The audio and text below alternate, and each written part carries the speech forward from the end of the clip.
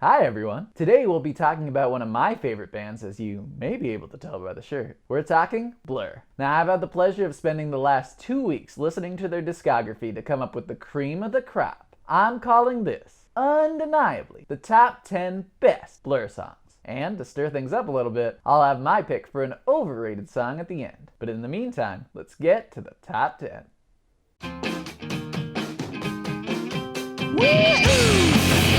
A common theme throughout Blur's history is transition. The band was always evolving. Damon Albarn fronted a trio named Circus that included his childhood friend Graham Coxon on guitar and David Rowntree on drums. All three were from Colchester, in the county of Essex. But in 1988, they had moved to London to try to make waves in the music scene. Coxon would recruit bassist Alex James, and shortly after, the group would change their name to Seymour, after a story by J.D. Salinger. It didn't take them long to get noticed, and when Food Records approached them to sign to the label, their only stipulation is that they had to change that bookworm name. After offering a few alternatives, the boys settled on Blur. 8 years later, the band was in a very different place. They had conquered the UK as Britpop heroes, but were creatively restless. On their eponymous fifth album, the group changed course from the ornate Anglophile pop that defined their loosely connected Life trilogy and stripped it down to a deliberately lo-fi primal level in order to make music that would, in Coxon's words, scare people again. Most of the album came out of jam sessions, and it really inspired the band to write their most sonically extreme record yet. Song 2 is the loudest, most aggressive song on the LP, an instant arena classic. Coxon's blunt distortion-soaked guitar and Rowntree's heavy, chunky rhythm heeds way to Albarn's giddy refrain.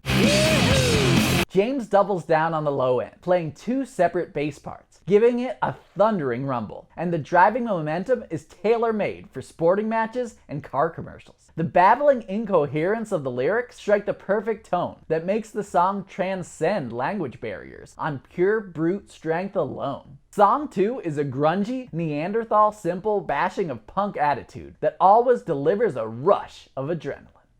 Found the time to open up your mind. In early 2001, Damon Albarn's cartoon side project Gorillaz became a massive worldwide hit. Albarn would later say in the excellent documentary No Distance Left to Run that he felt he could have moved on, but he felt an obligation to continue recording an album with his brothers in Blur. The beginning of the sessions were shaky when Coxon didn't show up. It would turn out Graham was in rehab, and when he finally joined, the vibe was tense. Rather than let those awkward afternoons continue, Coxon amicably left the group. Think Tank would be the only album where he briefly appears. He would later bury the hatchet with the rest of the gents and return in full force on their excellent recent records, The Magic Whip and The Ballad of Darren. To reset the mood, the sessions moved to Marrakesh, Morocco, where the band built a studio in an old barn. While there, the trio would work with local musicians, the groupe Regional du Marrakech, whose Andalusian orchestral textures would be heavily featured on Out of Time. They weren't a traditional Western orchestra. Their instrumentation more reminiscent of Middle Eastern music with a variety of stringed instruments like ouds, rababs, and qanûns, along with more traditional fare like cellos and violins. Their alien orchestration heightens the otherworldly nature of the song. Out of Time starts rather sparse, with Damon picking African-inspired blues licks on guitar, Alex plucks an elastic fretless bass line, and Dave taps a minimal rhythm on the drum kit, accompanied by primitive Afro beats from a darbuka drum. On the beautiful ballad, Albarn looks to music as solace during dark times. He croons, "Where's the love song? Set us free." During the chorus, the orchestral arrangement swoons, along with his longing, as he dreamingly aches to Watch the world spinning gently out of time. Filled with a gorgeous sentimental melody and woozy ethereal strings, Out of Time is a lovely meditation on our all too brief human existence. We all say the ones to be alone. We wear the same clothes. Following the group's critically acclaimed second album, Modern Life is Rubbish, Blur felt as if they were on a roll, even if the physical sales numbers were underwhelming. Damon was prolifically writing new songs, becoming even more sure of his artistic voice. They would go back into the studio with dozens of demos, only a few months after Rubbish was released. The sessions would be helmed once again by producer Stephen Street, an industry veteran who cut his teeth working on classic LPs from The Smiths and who they had worked with on the majority of songs on their previous album. By then, Street was practically the fifth member of the group. He spoke the same musical shorthand, allowing their outlandish ideas to flourish, and he would even contribute programming and synthesizers to the songs. While the crew thought it was the best work they had done yet, the head of Food Records, David Bath, couldn't disagree more. When listening to Parklife, he would call the album a mistake, and was so sure of it that he would sell the entire label to EMI Records the same year. That daft move wouldn't take long to haunt him. Parklife would turn the scrappy Colchester Quartet into legitimate UK superstars. End of a Century was the final single from Parklife, and one of the sharpest pop songs on an album chock full of classics. Graham strums a clean, bright guitar as Damon sings about dancing the carpet. His light organ line leads into the whole band, kicking into a perky, upbeat rhythm. When the chorus arrives, the arrangement blossoms into a three-dimensional spectacle, with layers of floating backup vocals cooing, and Coxon's intricate, fuzzy riffage interspersed. The bridge adds a regal flugelhorn solo that gives the song an anthemic feel. Though with the future fast approaching, Albarn yawns, taking it all in stride. End of a century, oh, it's nothing special. End of a Century is an impeccably crafted pop masterwork delivered with a sly shrug that Blur makes look elementary. He's a 20th century boy. After Leisure, their debut album, Blur already found themselves at a crossroads. While the album was a success, they had fallen out of favor in the fickle scene. The group were labeled trend hoppers for jumping onto the fading Manchester movement, and the band Suede were the new British it band. Their troubles only got worse from there. The lads would soon learn that they were £60,000 in debt due to poor management. To get the band out of the red, the young group set out on a grueling 44-date tour through the United States. It was a slog from the start. American audiences were infatuated with grunge, and their indifference would lead the group to get homesick, drink heavily, and even fistfight one another. This experience left Damon so disillusioned that he wanted to reject Americanisms on Blur's next record and explicitly embrace a distinctly British aesthetic. They would start recording their second LP with Andy Partridge of the band XTC, but the sessions didn't feel right, and they would choose to record the bulk of the record with Stephen Street, who they had worked with on There's No Other Way. When the group wrapped up sessions, the head of Food Records, David Bath, called it commercial suicide and demanded more radio-friendly singles. Albarn would take the challenge and write For Tomorrow while at home in Colchester on Christmas Day. Briefly, Blur toyed with the idea of Jeff Lynne of the band Electric Light Orchestra producing the single, but ultimately stuck with Street. Lynne may have given it name recognition, but Street really earned his keep. He would hire female backup singers and instruct them to sing like the Thunder Thighs, the British group who famously sang on Lou Reed's Take a Walk on the Wild Side. It's a lushly orchestrated pop jam. The ladies contribute on the chorus of gloriously catchy sing-along nonsense. As Damon sings, it feels hard-fought and honest because the band really was. For Tomorrow pulses with the thrilling possibility of naive youth. It's an uplifting earworm that inspires us to hold on to our dreams. I got no distance left to run.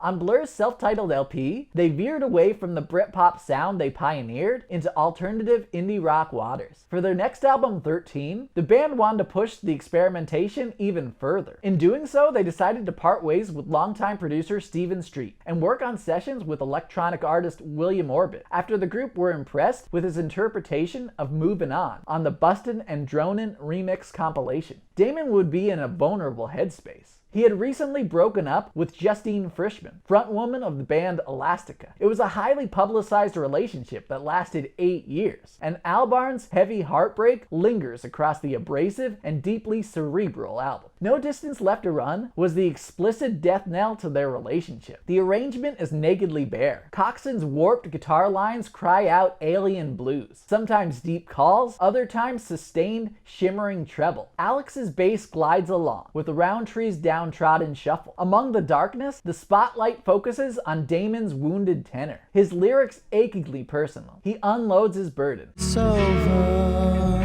you don't need to tell me. Then he seems to go through every stage of grief, before morbidly moaning, I won't kill myself trying to stay in your life. The somber tone of the lyrics is lightened by flourishes of twinkling bells and distant vocals that enhance the dreamlike ambiance. No Distance Left to Run is a stark, melancholic farewell with washes of deeply felt sadness as soothing as a lullaby.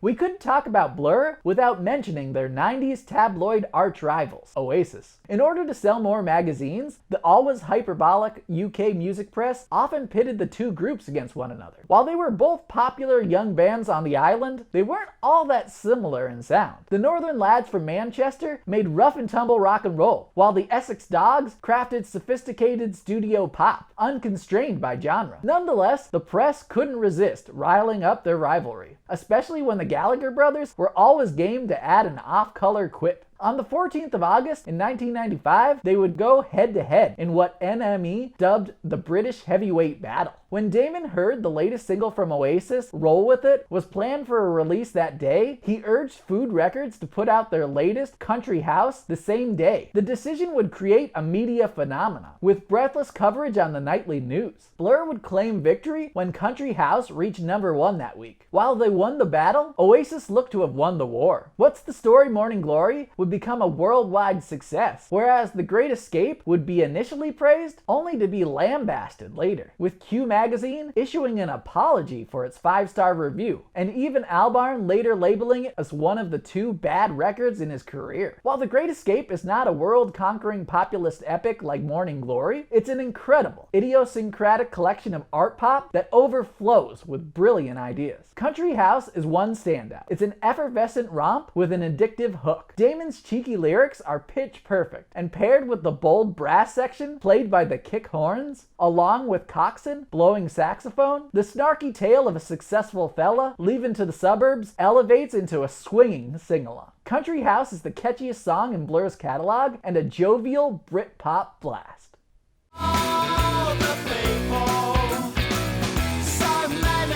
Blur would later distance themselves from the term Britpop. However, Parklife was a crowning achievement of the genre, and a landmark moment in the Cool Britannia era. Ray Davies would even co-sign on it, calling it their finest album. High praise, as on their previous LP, Damon was heavily inspired by the Kinks. By Parklife, Blur was reinventing the British invasion with modern, alternative sensibilities in its wide range of musical styles. The title track would be a huge smash, and even become a legitimate football anthem. Damon's favorite team, Chelsea FC, plays it at their home matches. Parklife is well made for a rowdy, spirited crowd. The song even kicks off with the sound of glass breaking, really David Rowntree breaking a plate. Sleek, shiny chords dance along, with a skipping bass line and a dashing rhythm. Phil Daniels' spoken word verses are instantly quotable and delivered with affection in his Cockney accent, as he waxes on about the world he sees walking around Hyde Park, feeding the pigeons, and occasionally chiding gut lords to get some exercise. Between his musings, Coxon chirps out the title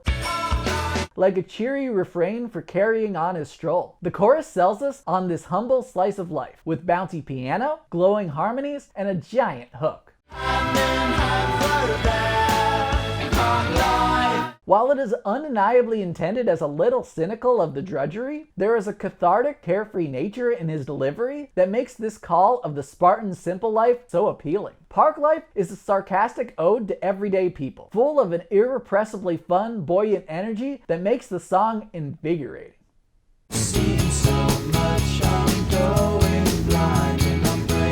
While Graham Coxon rarely took the spotlight, he was an integral part of what made Blur so incredible. Damon might have been the focal point, but Graham was behind the scenes, helping write the songs and a key creative voice in the arrangements. As Coxon grew disenfranchised with stardom, he retreated into alcoholism, which would strain his relationship with the rest of the band. After the difficult sessions for 13, Blur would go on hiatus for years, and Damon would achieve great success with his new virtual band, Gorillaz. Despite personal issues, during his time away from Blur, Coxon would become a prolific solo artist. On his LPs, he often played most of the instruments himself, and they are lustily alive. His restless mind and keen sense of songwriting is as sharp as Albarn's. If you haven't heard Happiness in Magazines, you are missing out on a classic. Coffee MTV was one of the very few songs in Blur's discography where he sings lead, and it's a surprisingly bright spot on a dreary, difficult album. Its music video, directed by Hammer and Tongs, is completely iconic. If it's not the best music video of all time, it's in the conversation. Milky's journey to find Graham is both hilarious and dark. It's a perfect foil for the noisy pop gem. Coxon plays an unconventional chord progression over a sedated shuffle. His angular guitar, singularly his own, from the lo-fi, slightly detuned verses to the screaming, anxious feedback of the mind-bending solo. Graham would say the solo was just put in to fill the gap, yet it's hard to imagine the song without it. Trying to give up the drink, he is on the edge, as he wittily asks, Do you feel like a chain store practically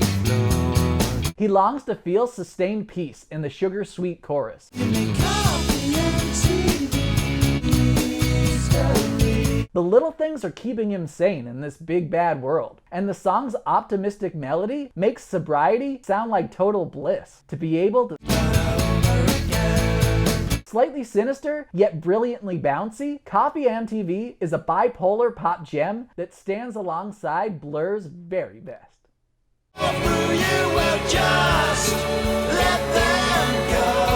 Coxon wasn't the only one in the band who grew uncomfortable with the inescapable media circus that surrounded the band after their post-Parklife coronation as British musical royalty. Damon Albarn also struggled with the spotlight. Early on, he enjoyed being the heartthrob on the cover of teeny magazines, but as the attention multiplied, he became aware of the curse of his celebrity. He was often followed by the press wherever he went. It was non-stop pressure, and during the time he suffered from panic attacks. So it wasn't a stretch for him to dream up the perfect narcotic to lighten his mental load. The Universal is about a cutting-edge drug that delivers unlimited artificial happiness, like space-age Prozac, escapism in pill form. The song is an orchestral epic, though strangely enough, it was first attempted on Parklife as a ska number. The group had almost given up on the song, until Albarn thought up the sweeping string arrangement. The dynamic orchestra leads a mid-tempo waltz, with Coxon's sleek guitar adding gentle texture. Alex's bass bounds along, with a tasteful, easy rhythm from Roundtree.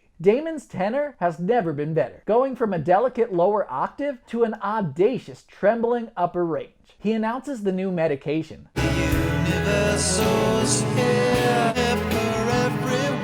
The wonder drug seems too good to be true. He warns, That you read, tomorrow's your lucky day. With that thought lingering, he shouts out his feel-good Carpe Diem message.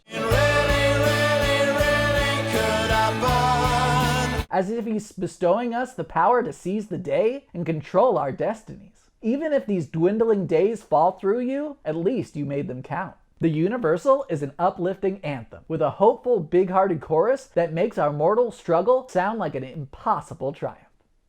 Lets me slip away. She tells me. The Whiplash critical response to The Great Escape led Blur to question who the band were and where they wanted to go. The band was portrayed as inauthentic posh posers compared to the working class scoundrels from Oasis, and the group resented that characterization. They were hardly children of privilege, and if you dug even slightly into their life trilogy, you would hear a wonderful plethora of musical styles, all delivered so convincingly, it was mad to doubt their integrity. Inspired by American indie rock like Pavement, Graham suggested the group go through a reinvention. For the first time, their album would be written through jam sessions, which brought a more experimental and raw sound to their eponymous fifth album. With the fresher, visceral sound, Damon would also pen more personal lyrics that reflected his mental state. He would later say Beetlebum was about drugs, with the title specifically referencing smoking heroin, which explains the song's droning lows and euphoric highs. On the verse, Coxon plays plays a scratchy, buzzy guitar riff. As he slides up the fretboard, it's jittery and almost atonal. Albarn sings with an eerie calmness, seemingly strung out and speaking to himself. Get nothing done, just get numb. Then the chorus blooms into a buzzing, blissful rush. Over gorgeous Fab Four harmonies and shining guitars, Damon sighs,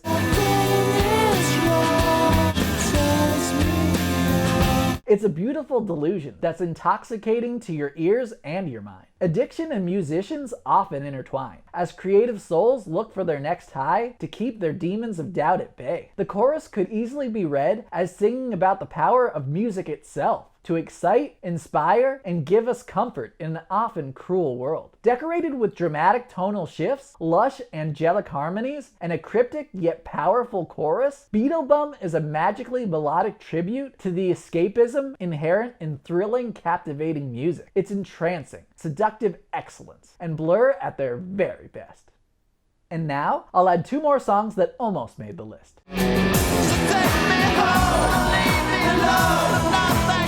The jam sessions for their self-titled album inspired what Damon would later refer to as one of the first ever Gorillaz songs. Instead of Dave Rountree's typical drum kit, the song is built on retro 80s drum machine beats, after the lads acquired a Roland TR-606. Coxon plays demented delayed riffs that stutter along with the robotic digital groove. The lyrics are mainly nonsense, almost beside the point, but the nursery rhyme verse melody burrows into your mind. Damon practically raps the chorus,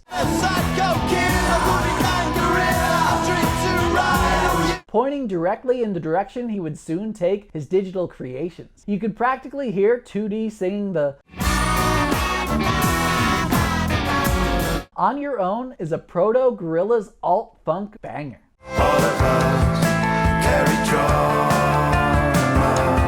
It's the best track off the Ballad of Darren, an exquisite album that was released just last year, in 2023. With production by James Ellis Ford, who had worked on major albums with Arctic Monkeys, he lends the album a modern sheen. But Albarn's songwriting is as strong as ever. Considering he released the wonderful Gorillaz album Cracker Island last year as well, Damon is still cranking out consistently impressive art in his mid-50s. Barbaric is about a heart-wrenching breakup during Christmas time, with vivid details that really set the scene. Yet despite the melancholy that pervades the words, the music is upbeat and effervescent. The chorus floats.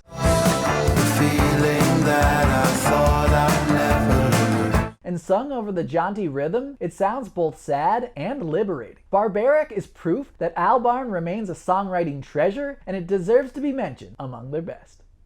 Oh, my baby. If a song is overrated, that doesn't mean it's bad, but I can't help but think it's a little more revered than it deserves to be. It's one of the band's go-to closers. I guess it gives the crowd something to join in singing to, but I'd personally go with the Universal for that climactic call. When I turn on 13, I often find myself skipping the track. It makes sense to put Tender first on the record, as the rest of the album is nothing like it. The skiffle folk hymn has kumbaya vocal rounds between Damon and Graham, like you're camping with your youth pastor. And the London Community Gospel Choir add even more religious overtones. The message is kind of muddled. Damon would write it about his relationship disintegrating, yet it aims for happiness by way of a higher power. With the testifying backups, it aims for this grand, jubilant aura, but the arrangement feels overwrought, like it's forcing some kind of epiphany. The words are pretty banal. The chorus mainly chanting, "Come on," and Albarn's delivery of Love's the greatest thing that we have. can't help but sound cheesy. Nearly 8 minutes long, it gets repetitive quite quickly, bouncing between the chorus and Coxon's endless "Oh my babies" back and forth, and dragging it out for no greater payoff, mainly just designed to get the hook stuck in your head. Tender comes off as disingenuous, playing to the gallery in some attempt to score a melodramatic film. It's not a terrible song, but it goes on for so long it gets a little boring. Tender is their 8th most played song on YouTube, but I'd be hard-pressed to put it anywhere near my personal 10. To me, it's overrated.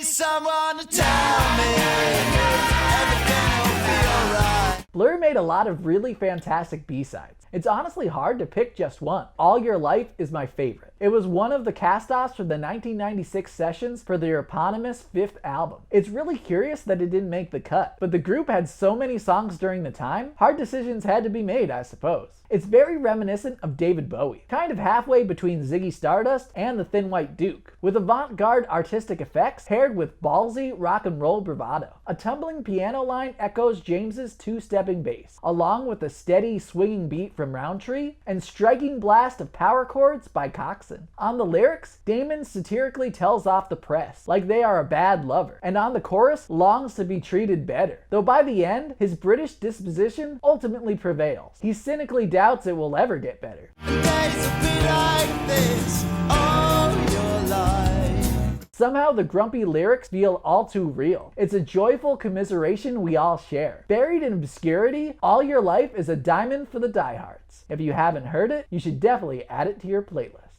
So there you have it. That was undeniably the top 10 best Blur songs. So, how wrong was I? Do you agree? Do you disagree? What's your list look like? Do you think Tender is one of their best songs? Let me know. And if there's any song I missed, let me know in the comments below. Hope you stick around, and thank you for watching.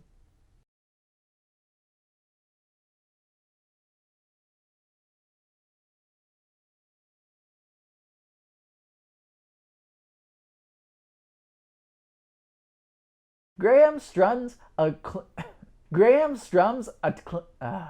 no psycho killer who can no psycho killer who no psycho killer who no psycho killer who remix compilation.